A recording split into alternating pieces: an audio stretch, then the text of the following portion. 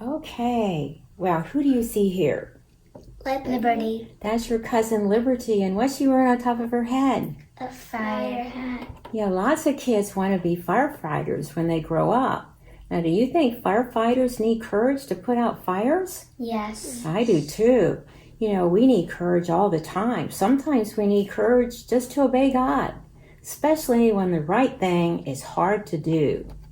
But God promises to give us the courage and strength to do what's right. And today's Bible story is a good example of that. It comes from the book of Judges. You remember where Judges was in the Bible? Is it an Old Testament book or a New Testament book? Old Testament. Good memory from last week. Now, did you remember last week's story? God's people were not obeying God. And a king came to rule over them who had a cruel army commander that had 900 strong iron chariots, and they were coming to fight God's people. And God's people were afraid, and they cried to God for help. And did God help his people? Yes. Yes, he won the battle for his people. Well, today's story from the book of Judges happens about 40 years later. And guess what? God's people were in trouble again. They had not been obeying God, and now they had the fierce Midianites as their enemies. And the Midianites were no fun. They were mean. They stole everything from God's people. They destroyed their animals, burned their crops, and took their food. God's people were hiding because they were afraid. Finally, they remembered to ask God for his help, and God answered their prayers. One of God's people was a man named Gideon. He was hiding from the Midianites and trying to thresh his wheat in a place where the Midianites would not find his food and steal it. And right into his hiding place, the angel of the Lord showed up, and he said to him that God was with him. He said to Gideon, "Go and save Israel from the Midianites." Gideon answered him, saying, "But how can I save Israel? I'm not strong. I'm from the weakest clan, and I am the least important person in my family."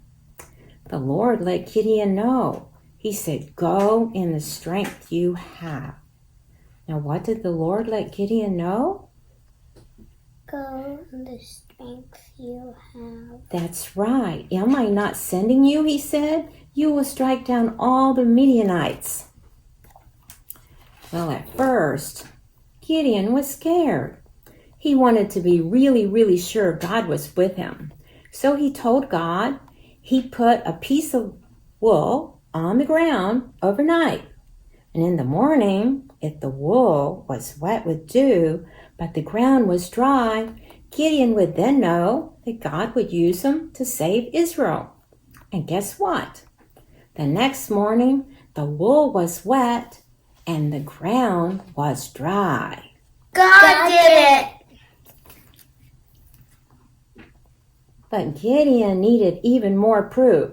So he put another piece of wool on the ground and he left it there overnight. But this time, he asked God to let the wool be dry and make the ground wet. And you know what? God did it. Now, finally, Gideon was convinced. Now, many men came out to help Gideon defeat the Midianites. But God said, "No, Gideon, you have too many men. I don't want you to think that you're going to win this battle by your own power." God said, "I want you to trust me to win the battle for you." Then God said, "Send anyone home who is afraid." And sure enough, thousands of men just left and went home. Then God said, "You still have too many men." So God told Gideon to take his soldiers down to the spring to get water. All the ones who knelt down to drink were told to leave and go home. Now Gideon was left with only 300 men. They would become Gideon's army. Oh my, 300 men were not very many, The army from Midian had more men than Gideon could count. There seemed no way that only 300 men could win a battle against such a big, bad army. But God told Gideon what to do. Gideon gave every one of his men a trumpet, a jar, and a torch. Then Gideon's men circled the Midianite camp, and in the dark of night they lit the torches and covered them with the jars. Then when Gideon gave the signal, everyone broke the jars, blew the trumpets, and shouted. They shouted for the Lord and for Gideon. And when that big, bad Midianite army heard the noise and saw the lights, they ran away screaming and crying. Gideon and his men chased them until they were all gone. They were completely defeated. God saved his people just as he promised, with a small army and a leader who obeyed God. But there was no question whatsoever that it had been God who caused Gideon to win the battle. Now, let's talk about our story and what it helps us know, okay? God called Gideon to do some amazing things, and it's not surprising. He was scared at first, but God helped Gideon be courageous, and he promised Gideon strength when he would need it most. God wants us to be strong and brave too, especially when it comes to obeying him. Can we read our Bible words from 1 Corinthians 16:13? Be on your guard. Remain strong in the faith. Be brave. Be brave. Okay, in our story, what did God tell Gideon to do? To go and get rid of the Midianites. Why was Gideon afraid? He wasn't strong. No, he wasn't strong. And what else, Chloe? He wasn't from an important clan. That's right. And not only that, he was the least important member of his family. Okay, what helped Gideon feel more confident to do what God asked him to do? God promised to be with him and help him. That's right. Chloe, what do you think made him more confident?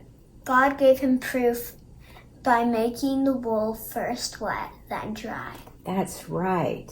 Well, okay, how about courage in our everyday life today? Where is a place children can obey God?